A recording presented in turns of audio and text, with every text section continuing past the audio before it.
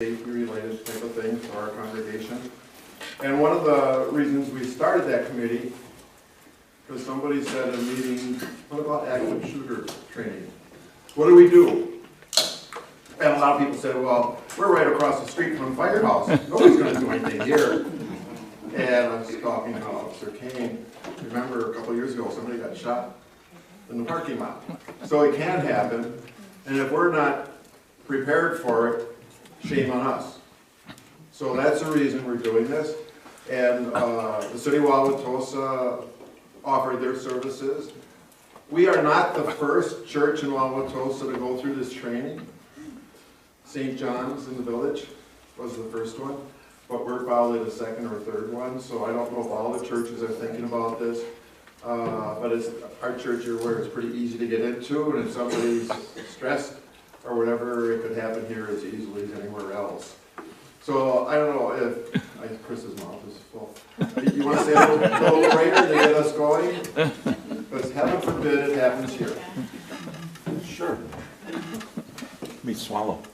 The Lord be with you. And also with you. Let's pray. Dear great and gracious God, as we come together tonight, reflecting on a difficult topic, we ask that you bless us with understanding, help us to plan and prepare as we think about this issue. We thank you for Officer Kane being with us and guiding us in this topic, and we just ask that you would help us as leaders to be more thoroughly prepared and informed, so that we can be ready to assist. God forbid that anything would happen. We thank you, Lord, for bringing us together, and we thank you for this time. In your name we pray. Amen. Amen. So I want to turn it over to the expert, Officer Dan Kane, and you've got the floor. They're yours. And we'll get our technology somehow to work here. Thank you. Thank you for the invitation. I really enjoy doing these. I do a lot of corporate active shooter presentations. A lot of them, the people don't want to be there. They're there because they have to. The boss says, we have to get in a certain amount of hours of training. So it's nice that people come who actually want to learn. The point of this presentation isn't to scare you. The odds of something like this happening are very small, but they do happen. I gear this more towards critical incident training. Notice I didn't make it active shooter training, because there's other things that we talk about that you need to be aware of. It's not always the boogeyman with the gun that you have to worry about. It's some other things. So we'll get right into it. Critical incident can be defined as any event that is stress sufficient enough to overwhelm the usually effective coping skills of an individual. Critical incidents are abrupt, powerful events that fall outside the range of ordinary human experiences. The reason why it's important to really look at this definition is when it talks about overwhelming, what happens to your body. And we're going to talk a little bit about that, what happens to your body under stress. I've got a lot of personal experiences of things that have happened to me personally from my job that there's no explanation of why it happened. My body and mind were literally just an overload, and it happens to everybody. So we'll talk about the disaster response psychology, that's a little bit of what I just touched on, active shooter events, and then civilian response to active shooter events. What you guys can do to help yourselves, help your family, and help law enforcement.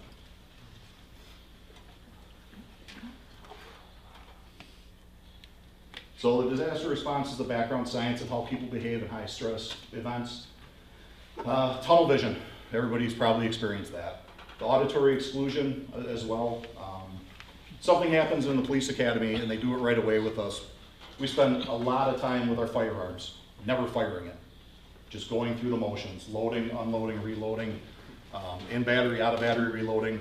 We probably do 6 or 8 sessions, 1 to 2 hours, where we never fire our guns.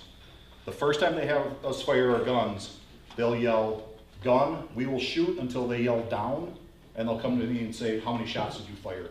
You have no idea. You don't know if it was 3 or 10. And that's what's happening to you. The more you do it, the repetition and the practice, your body starts to be able to overcome it. But it's a real thing. It happens. So the circulatory exclusion, loss of dexterity, basically what happens I'm not a doctor, but I've had doctors explain it to me. Basically, all the blood in your body rushes to your heart, and it leaves your fingers, your feet, your head, everything. So it really is designed to like protect your inner core, and that's why you lose that dexterity. That happens for us in pursuits a lot. Being in a pursuit, you don't really remember a lot of it until you sit back and kind of take a deep breath, but that's when you get that adrenaline dump and your whole body goes limp. You know, people talk about like fighting with people and how dangerous it can be. Yeah, it can, but it can be something as simple as like a 5-minute pursuit that really, really knocks you out when you're done. And panic, condition black. There's a few ways to halt or at least slow down going into condition black. We'll talk about some of those things that you can do. So the 3 stages of the disaster response: denial, deliberation, and decisive moment. You know, denial happens to everybody. Nobody wants to believe that something bad is happening at that time. The deliberation is figuring out what you're going to do, and decisive moment is choosing that decision and going with it. So many people don't admit that there's a disaster or underestimate the severity of the disaster. That causes people to delay taking action. Delay costs lives. I'm just going to read a little bit of this. I know everyone here can probably read, but some people have glasses, things like that. In the World Trade Center, people called others to check with them, logged off of their computers, and packed up their things before beginning to evacuate. So why do people do it? The normalcy bias. The brain is lazy. It wants things to fit into existing plans. So it tries to define a disaster as something else that we're already familiar with. For example, in active shooter attacks, many people describe hearing the shots but attribute it to fireworks. This is because the brain is more easily able to process someone shooting off fireworks than someone murdering people. And the social proof: we're social animals. We look to each other for cues on how to behave. I've seen, the classic example is somebody walks into an elevator and stares at the back wall, and everybody else gets on the elevator and sees him, and everybody stares at the back wall. It's what we do. So the normalcy bias will kind of go back to that. Attributed to fireworks, that's often what survivors of these incidents talk about. They think it's a car backfiring, or the sound of fireworks, or some type of machinery. Gunshots have a very distinct sound. If you hear them, you usually recognize them. It's pretty rare that you're in an office building, someone's shooting off fireworks. It's actually probably more believable that it's somebody shooting off a gun than somebody shooting off fireworks at this point. So the deliberation is figuring out what to do. You recognize that there's a problem. And as we talked about what stress does to you, your brain is not functioning well because of the stress. This is where having a plan and mental scripting is very important, and we'll talk about that a little bit. So the stress response, supposedly normal people are supposed to be at 60 beats per minute. I'm at like 120 to 150 all the time, because I have super high blood pressure. So I probably go into condition black faster than most people. But it's that 60 to 90 is that comfort zone. Once things start to ramp up, you already start to lose fine motor skills deteriorating, and then the complex motor skills deteriorate. So once you hit that condition gray, now you're talking about the cognitive processing deteriorates, the tunnel vision will add to exclusion, the time dilation, and then condition black is panic. So here is a video, if we can get it going. If we can't, I can kind of explain to you. This one's been out for a long time. The importance of it is how long it takes people to realize what's happening. And then there's some background to this that I'd like to explain if we can get it going. All right, I have a feeling we're going to get feedback here, so we're going to give this a... Can we turn the volume down on my computer? I don't think that's going to help. So otherwise, it doesn't necessarily. We don't necessarily need audio. I'm just going to try this, but be ready, people. Yeah,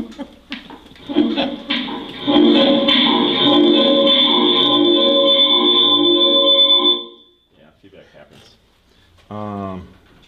There's not a way around that, is there? So what? Really, all it is loud rock music. But then we won't get it up there. So if we can Let turn me shut the sound off here. I think we're gonna have to pass on it because it's not gonna work. We could. What if we just turn the We could volume turn off? the. Yeah, we could do that.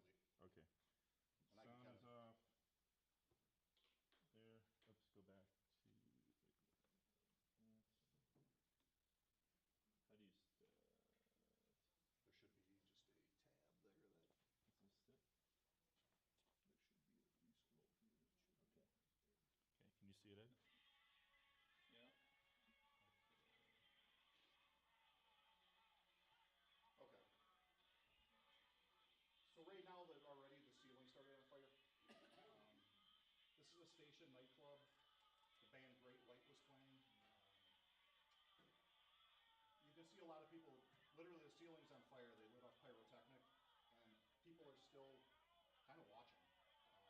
There's a few people you'd recognize in the video, if it was clear, that immediately bail. I mean, they see it and they go. But unfortunately, now all of these people are going to leave, try to leave through one exit. That works.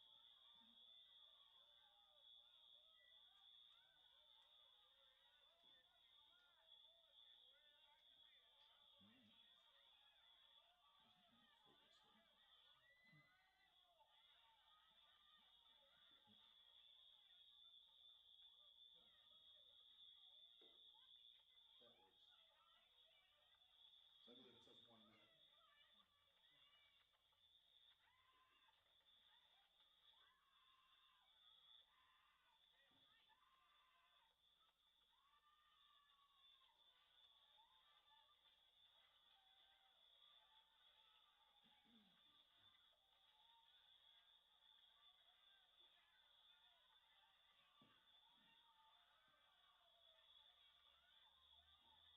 So watch when they show this exit or this entrance and exit. Those are people just crammed in there.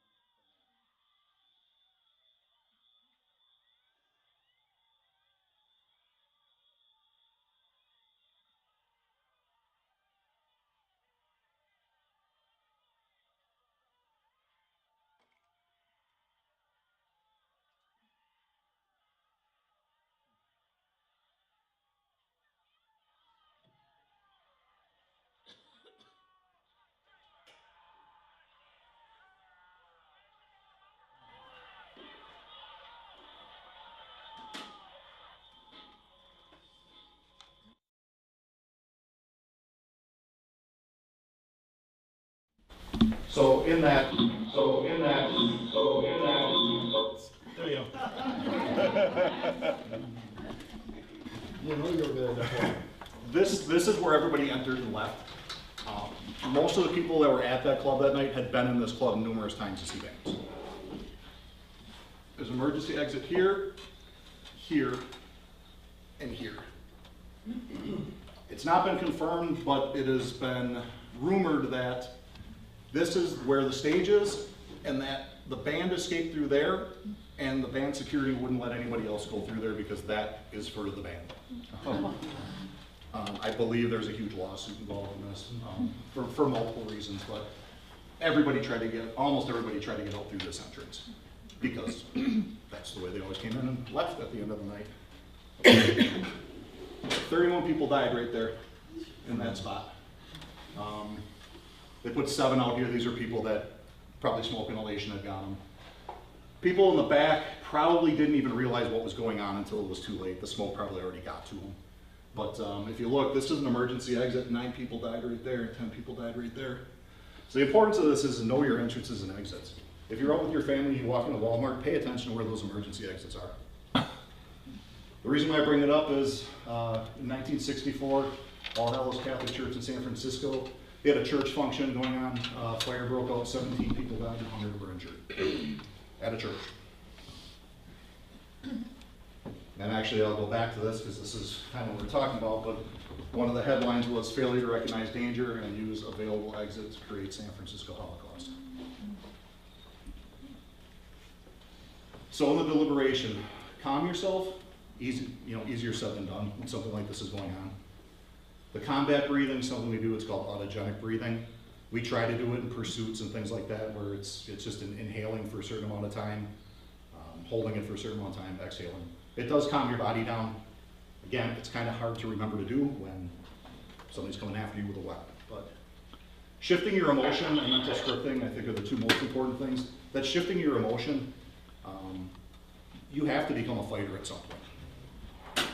And the mental scripting is just going through your planning and doing it all the time. It's another thing that we do in police work. When I was a field training officer, and I had a new recruit with me, out of the blue, I would just say, there's an active shooter at Mayfair Mall right now, what are you going to do? If he says anything but, gonna get the heck out of there, there's a right answer to it, but, we talk about where are you gonna park? Or what are you gonna use for cover? What are you gonna tell dispatch? What do you see? All those little things. You can do that on a daily basis when you're driving your kids to school. and it doesn't have to be something where you're in danger, but if you're stopped at North Avenue and 76th Street, think to yourself, what am I gonna do if there's a 3-car pileup right now? How am I gonna get to safety? Am I gonna be able to help people?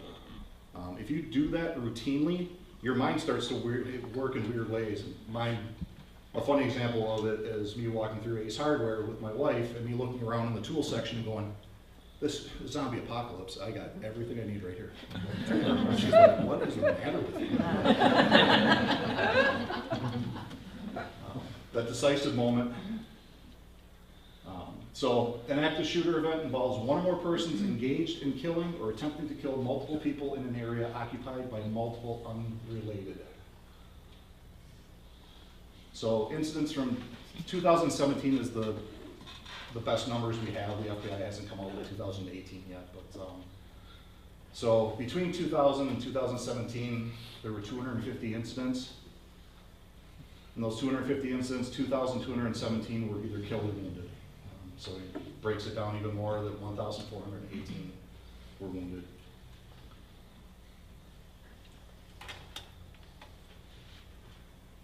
And here we are, right here, 4% of this pie. The numbers kind of fluctuate at times, but they don't go up a lot. We're seeing education going down. Why do you think that is? Security, dumping tons of money into it. Putting up bulletproof glass, having all these security concerns, having every door is locked now. You have to buzz in before they can already see you before you even walk into the building. House of worship is up a little bit, but not alarmingly. The other things we're seeing though is actually what used to be small, which is, I guess, the other locations which were outdoors, parks, things like that. I mean, the numbers can be skewed just in 1 or 2 incidents because realistically there aren't. It seems like it's happening every day. It's not.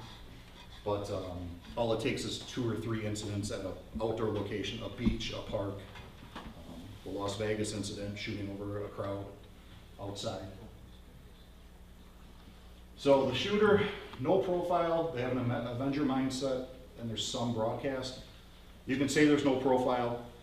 Statistically, it's probably going to be a white male. That's just proven. Although there's always little shifts in that. You know, the San Bernardino event was a husband and wife. There have been female shooters as well. That Avenger mindset, the other video that we probably won't be able to see, displays it perfectly. There's always some belief that they've been wronged. And a lot of times they'll take it out on not necessarily the people that wronged them, but possibly the institution that wronged them. And churches have a big connection with that, more so than anything else. And the some broadcast, typically it's just that offhand comment that we probably all made at some point in our lives. You know, you wait and see, or something similar to that. You know, when they come out and say flat out, I'm going to come back and shoot this place up, that's an obvious, you know, red alert. But sometimes they're very subtle, and sometimes they're offered.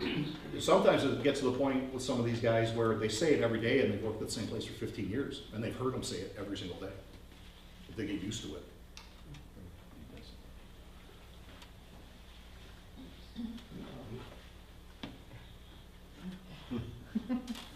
Not sure what happened there.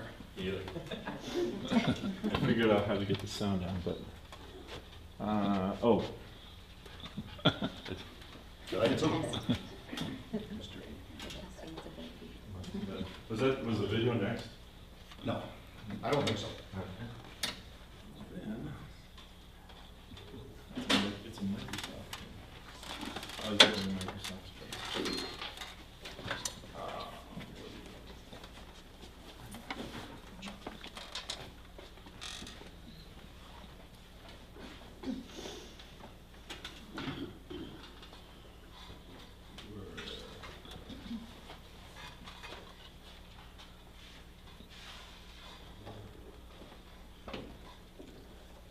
Yeah, this is where we were. Wait, sorry. Did it go out? Going to black. There. So, you know, there is Truthfully, there is no profile, but they range from young kids to senior citizens. Most are male, but some have been female, come from all races and religions. I kind of exclude in my active shooter presentation and the House of Worship critical incident the overt acts of terrorism. I prefer to use kind of the lone wolf instances where there isn't a religious angle behind the attack. It's the religion being attacked. Because they're countless. If we want to talk about things that happened in the Middle East, the things that happened in other countries with mosques being bombed and synagogues being shot up, I mean, it would go on and on and on. That's not really, is it a concern? Yes, I'm not necessarily sure if it's as much of a concern as these lone wolf Avenger type shooters that we've been seeing more and more of.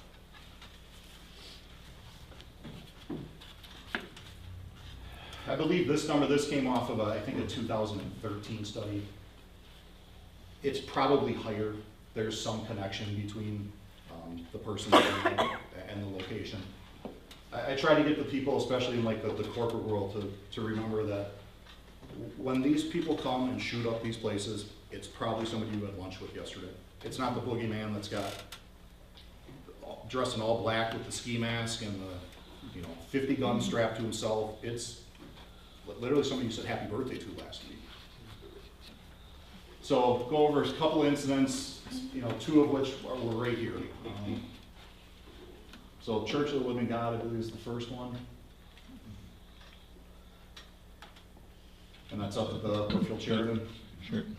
So technically, it's not really a house of worship, but it was a church group that met, I think, weekly in a conference room, just like we're doing right now. So suspect was a congregation member who killed 7 other members, including the pastor, before committing suicide. We'll see that as a big trend as well. Suspect was reportedly angry with the pastor over a previous sermon. He didn't believe that the pastor was teaching. Dan's preaching this week. No pressure, Ann. Here, he was a guy who, after it happened, all of his neighbors said, it makes perfect sense that he did this. He lived at home, he was a middle-aged white male, lived at home with his mom, had a history of anger issues, had been divorced, restraining orders, all that. He was upset with the pastor because he didn't believe that the pastor was teaching the true word, essentially. I believe several members of the pastor's family were targeted in this one too. I think he lost the pastor, a son, a granddaughter. So it was, it was horrific. I used to work at Brookfield. I actually left shortly after this happened. Know a lot of the guys that were up there. So they're bad scenes. Sikh temple, obviously we know about this one. Again, this is one of those, in my opinion, it was a terrorist attack, flat out. That's just my opinion on it. Opinions vary, but he was basically a right-wing extremist who was so stupid he actually thought he was attacking Muslims. He thought this was a mosque. Suspect wasn't a congregation member, but had visited the temple previously. He had done a walk-around tour with somebody from there on the pretense that he was going to be a member or he was interested in the religion. He was really just a reconnaissance mission for him.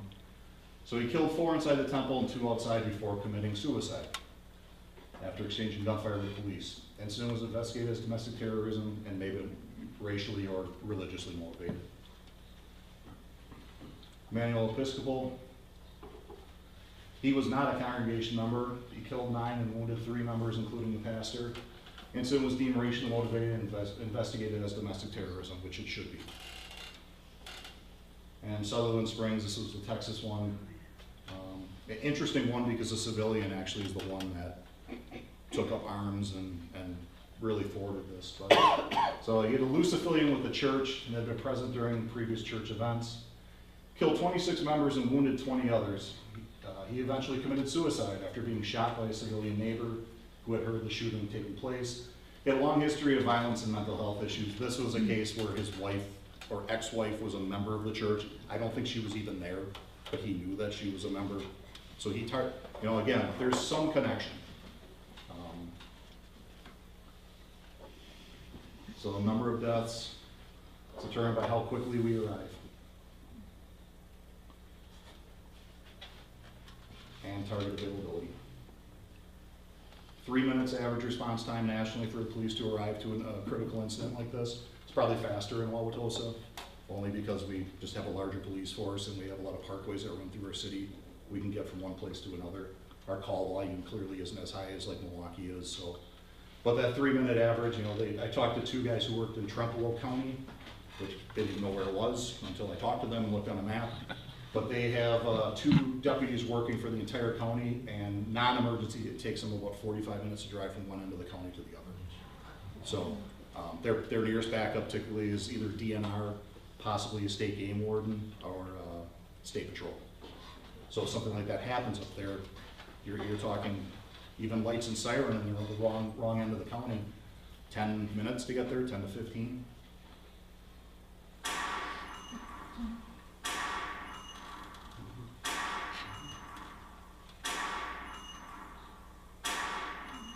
Fireworks?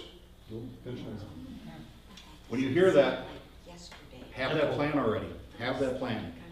You should, if you walked in here and looked at all the exits, you know, keep in your head, even a familiar place. I can tell a perfect story about that one.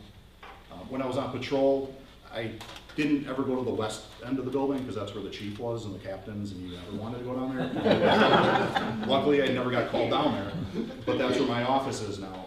And I had to go down in the basement. There's 2 ways to do it. You can do the elevator. I was doing the healthy way and actually taking stairs. And when I went down the landing, I saw an emergency exit. And I had no idea where that door went to. And you open it up and it literally just leads to a grassy area. There's no sidewalk that goes up to it. I'd been in that building for, at that time, 16 years. I didn't know it existed. Because I always went in the same way for 16 years. Really try to avoid getting into those routines if you can. So if you hear gunshots, go to the deliberation. What are you going to do? Avoid, deny, defend is what's taught in the alert, which part of this program is taken from. Easier ways to run, hide, fight. It's been taught forever. There's a reason it's been taught forever. It's easy to remember, and it's to the point, and it's pretty descriptive as to what you need to do. Anybody see this one? Panama City, it's a school council meeting. Basically, we don't need to play this one, but it's gonna be, if it's too blurry, there's gonna be a lot of things you can't see, but basically a guy shows up. His wife had been fired by the school district for some reason. It's unclear why exactly, but he's upset about it, so he's going to confront this school board. And the first thing he does, he walks up on the wall and he sprays a big V in a circle with spray paint before he even talks. And everybody's just sitting there watching him. If I see that, I'm going. I don't need to hear what the guy has to say. He pulls a gun on him. One of the first things he says is, "I'm gonna die today." He allows all the people, all the non-board members that are kind of in the attendance, there's only like 6 or 7 people in this boardroom. He allows them to leave.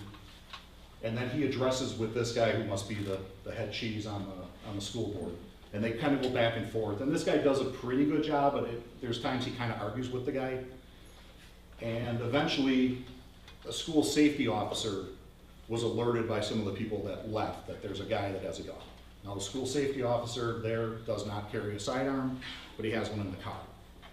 So he addresses the guy with the gun from very far away and says, "Is that a real gun you got there?" And the guy even says, "Oh, you're security, you probably don't even have a gun."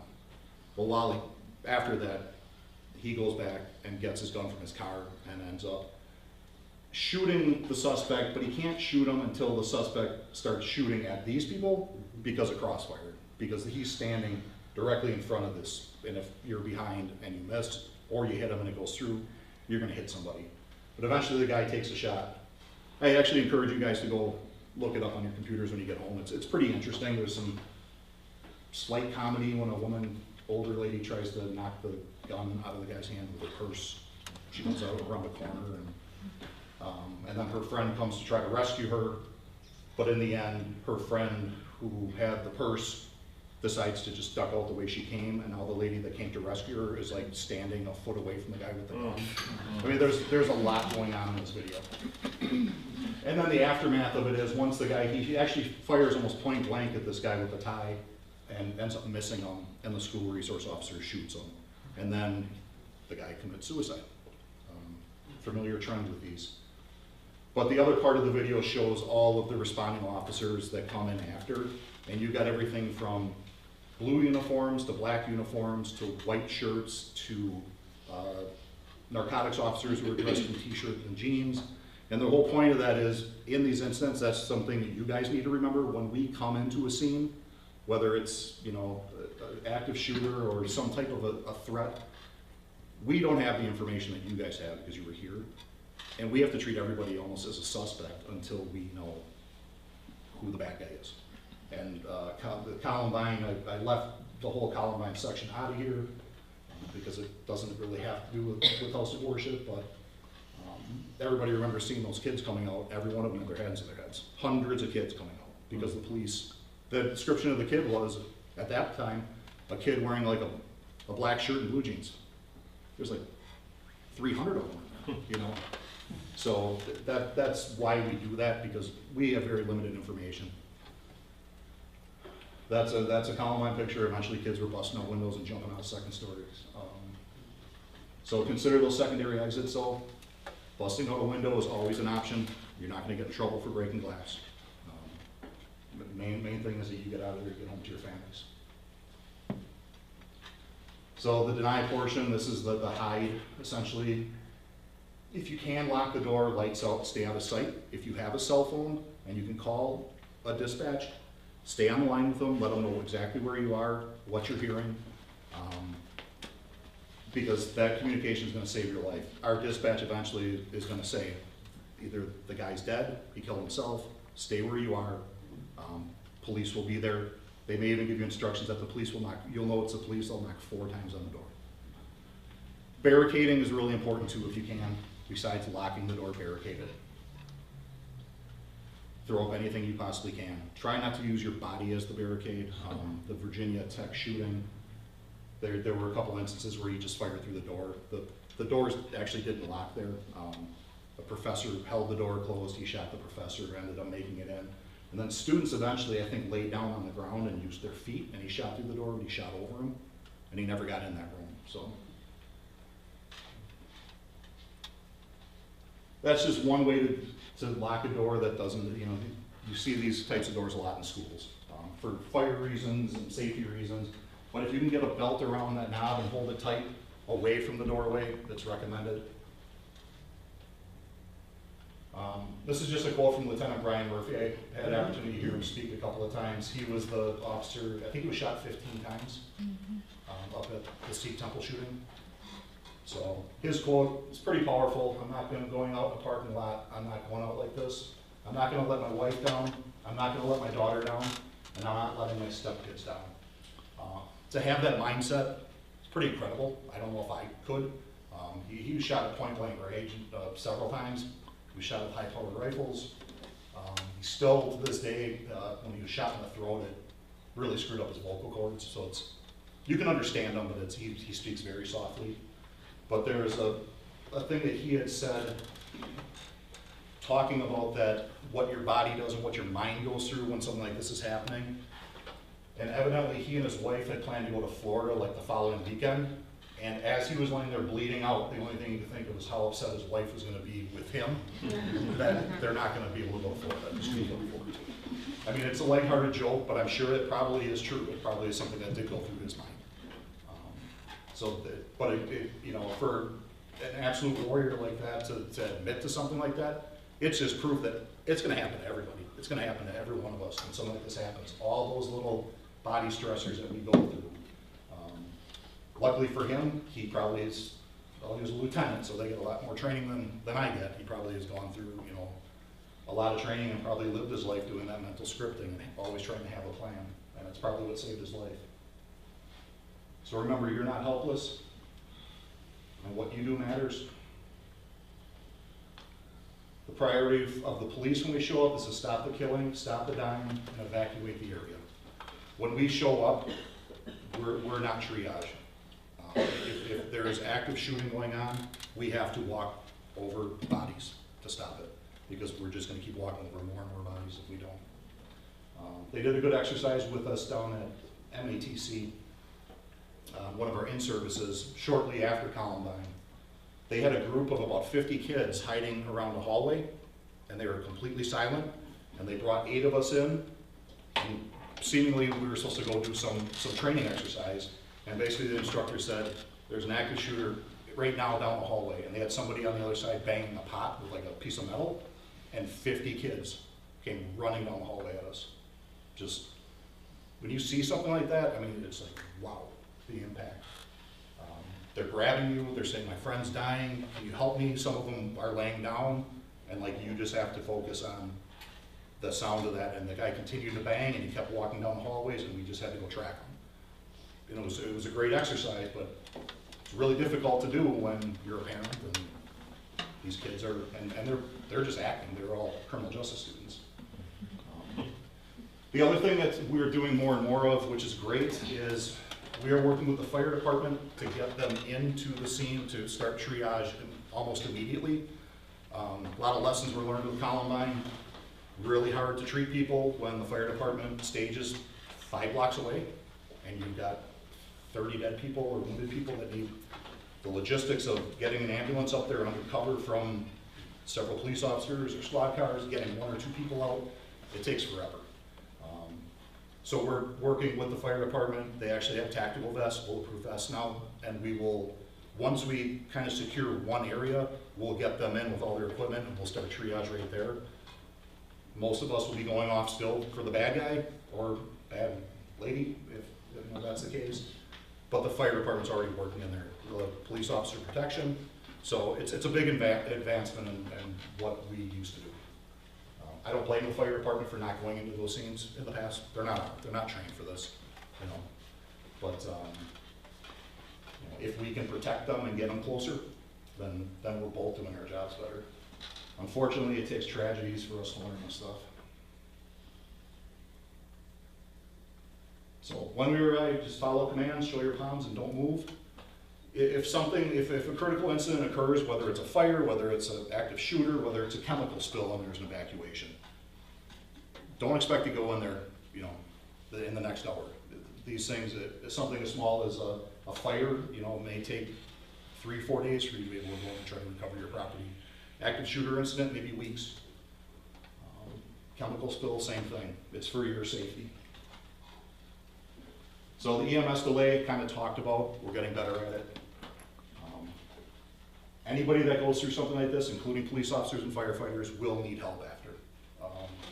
You know, whether it's professional help, just help from their family.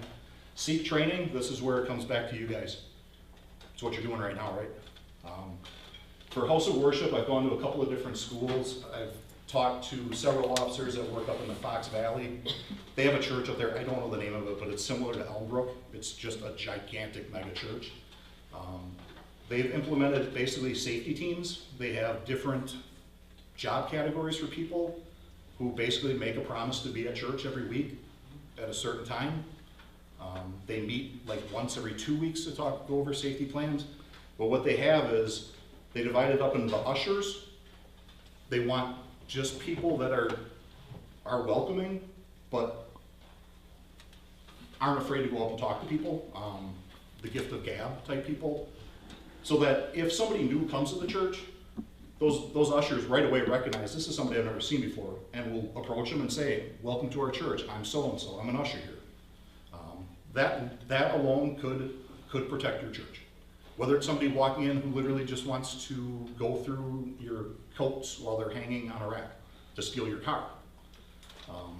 Something that small, just somebody coming up immediately and addressing them. Not accusing them, but at least just addressing them and letting them know, I already see you, I see you. How are you? So medical, if anybody has, whether it's paramedic training, firefighters, nurses, doctors, to be on basically that initial list for somebody goes down with a heart attack. It happens in churches all the time. People faint in church a lot. As a kid, I remember that all the time for some reason. People fainting. So those are the people that address that situation. Then you have kind of the back end, and typically they're the ones that hopefully aren't needed, and that's the law enforcement, prior military. Not sure, again, their church allows members to conceal carry. Some churches, most churches don't, but it's one of those things that maybe it's something up for discussion. Not to get into a gun control talk about it, but I think it's important that it at least gets discussed. So, and the personnel issue, we kind of talked about that. Expect the mental trauma, develop a critical incident stress management plan. And one thing I haven't done throughout this is name the bad guys. Not going to give them the satisfaction. I think they're cowards. I think that's why they kill themselves all the time. Typically, when the police arrive, they either kill themselves or we shoot them. That's the only way they quit. Very rarely do they run and get away and do it again some other time. This is their last stand. They're prepared to take out as many people as they can, and they're prepared to kill themselves. Columbine, they went into a pact that they were going to kill themselves basically when the police showed up. They both killed themselves. They killed themselves right next to each other. So again, I don't give them the satisfaction of naming them. Most of what I talked about is online. There are hundreds of examples. I'm not a huge computer guy, but when it comes to safety like this, be able to watch videos. I really like to listen to what survivors say. I think it's important to hear their perspective because they were the only ones that were there. Police were there 3 minutes later, 4 minutes later, but it's important to listen to what the survivors say because it's uplifting. They survived. It's a good thing. So, any questions? Yes, sir. You had, one of the slides, you had a website, the ctech.org. What was that? What was that? I'll go back to that. I believe that is the CTEC is it's a medical one that I think they just offer like CPR advice and things like that. So, All right, just wondered. believe it or not, OSHA is another one I've recommended people to go to in the corporate world for some security type recommendations. FEMA's got stuff too. And FEMA. So again, the point of this isn't to scare you. The odds of it happening are very, very, very small. There's not much you can do if a bad guy comes in and tries to hurt you, other than having a plan and getting out as fast as you can. And that's the basic thing. If I leave you guys with anything, it's that mental scripting and having a plan. Paying attention to where those exits are. Sir? How often do the shooters try to check out the area in advance, like that guy did at the Sikh temple? At least half of them have some connection to the place already. Most of them have been there before anyways. So, I don't think it's that common, but I couldn't give you a number on it. Like I say, there's so many incidents because we're talking about a very small aspect of this active shooter. We're only talking about churches. If you look at, I just pulled up, because for my active shooter presentation that I do for like some of the bigger businesses, I get a lot of questions about, it seems like it's happening. I always get the, it seems like it's happening all the time, or that it's an American problem. It's not, it's all over the world. There are incidents like this that are non-terroristic attacks that are going on all the time. We never hear about them. So, this isn't an American problem. Yes? So the advice that you gave was kind of like, what should you do? Mm-hmm. And for many of us, like on a Sunday morning, we would have a group of children. Barricade. Start to bring things in if you have to barricade your doors. If you barricade that door well enough, they'll never get in. The one key thing that we talked about is availability of targets. They're not why work on a door trying to get in there when they could just walk down the hallway and shoot a bunch of people that aren't barricaded in. It works. So, and again, if your doors lock, and I run into this a lot with like daycares because they can't lock. They're not allowed to, whether it's a fire code or they're afraid the kid's gonna get locked in somewhere. I get that. I always try to let them know though, this is worst case scenario.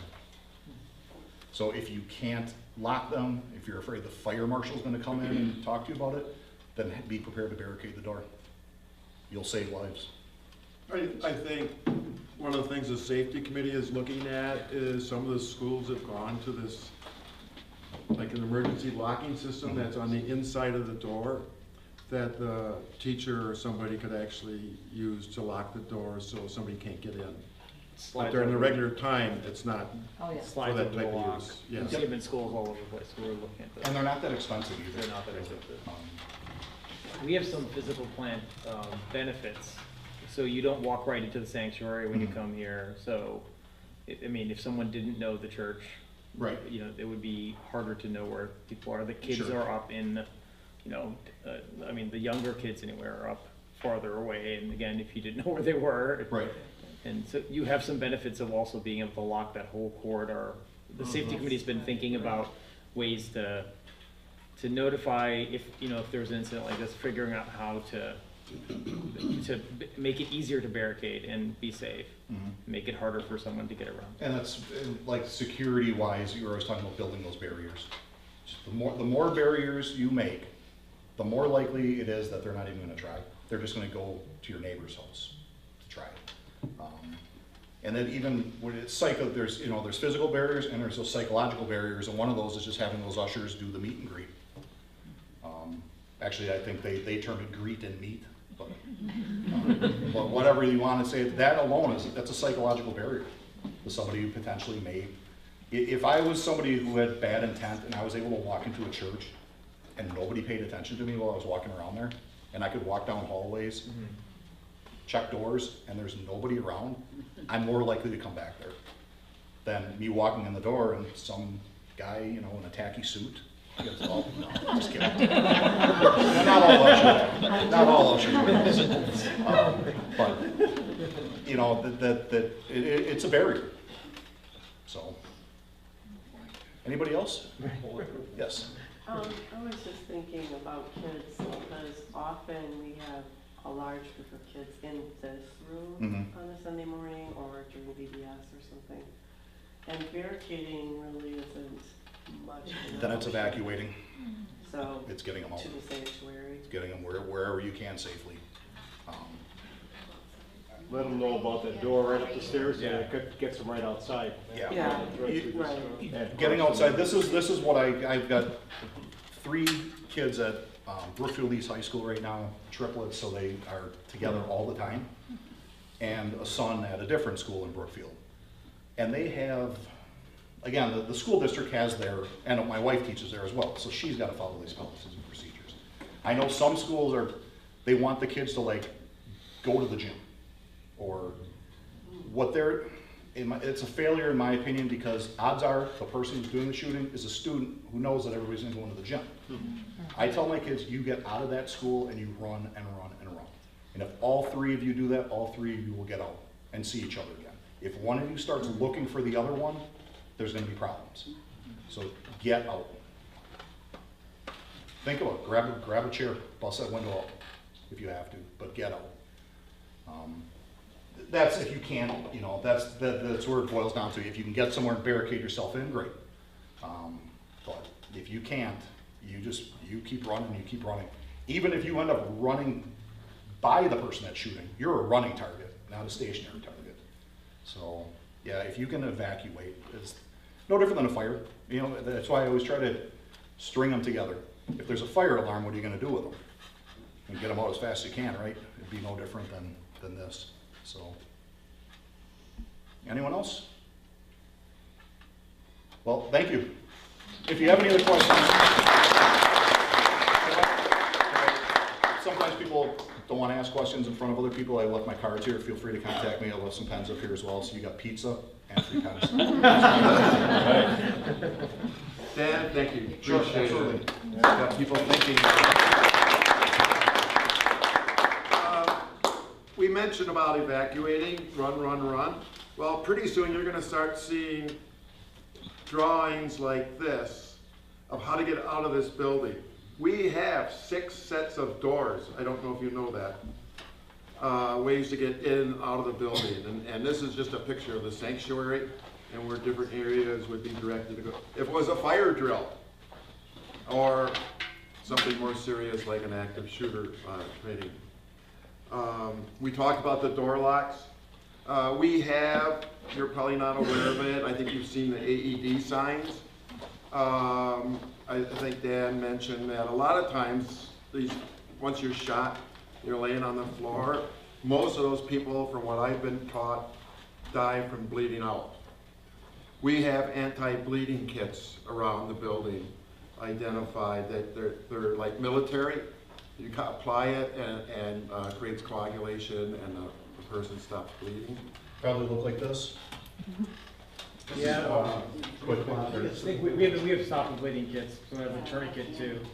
And it has like it should have we haven't opened them up yet, but it should have a pretty easy to use info sheet that is. You're the first church I've run into that's done that. We just, believe it or not, just got issued these. I've been a police officer for almost 23 years, and we just got these kits this year.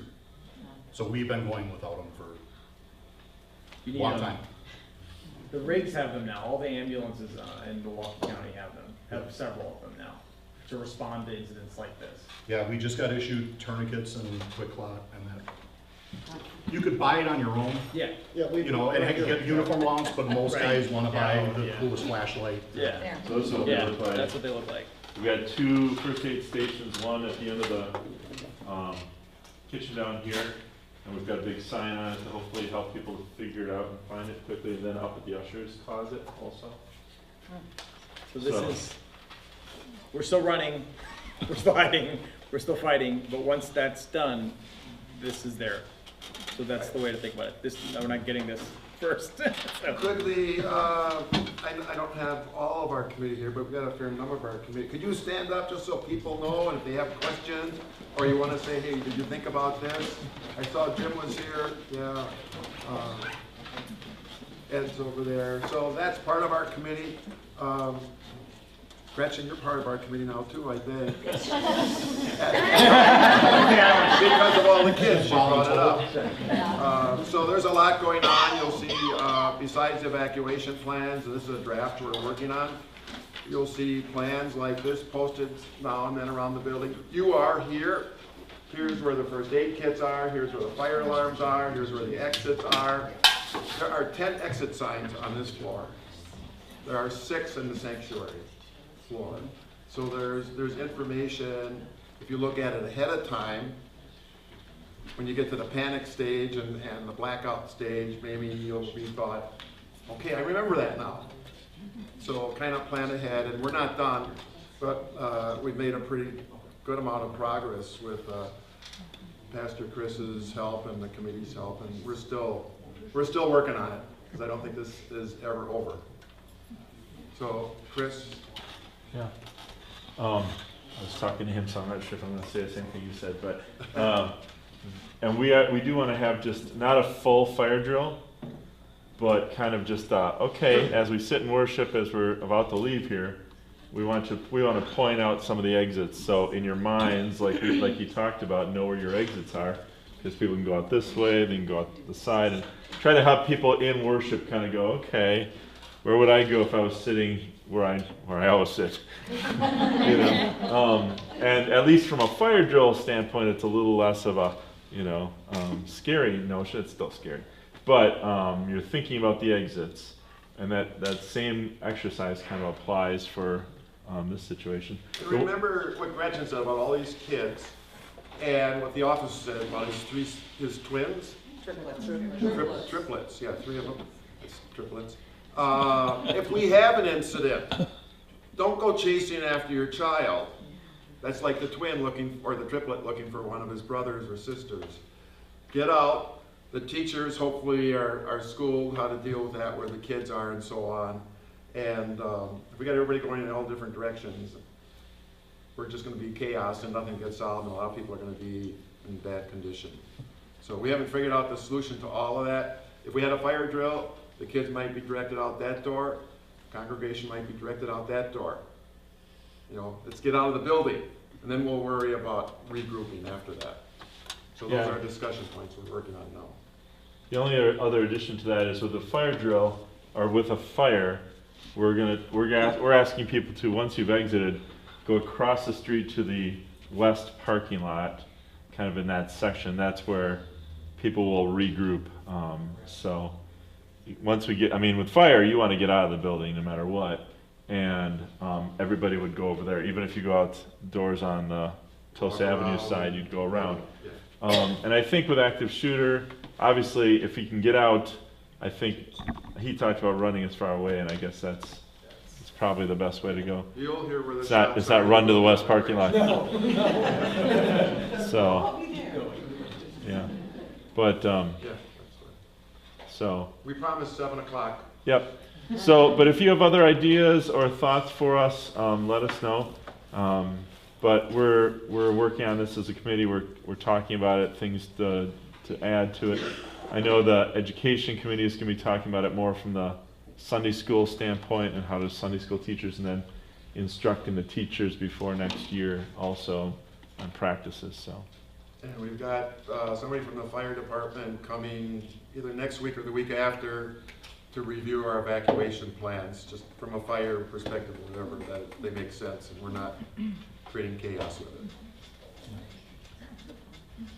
Any last things before we go? Well, thanks everyone.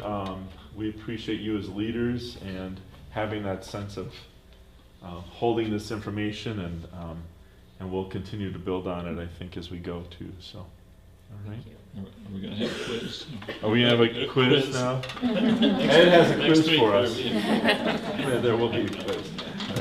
I hope no quiz. You like cold pizza? Have some more pizza, yes, please do. Or a cookie on the way out. Thanks.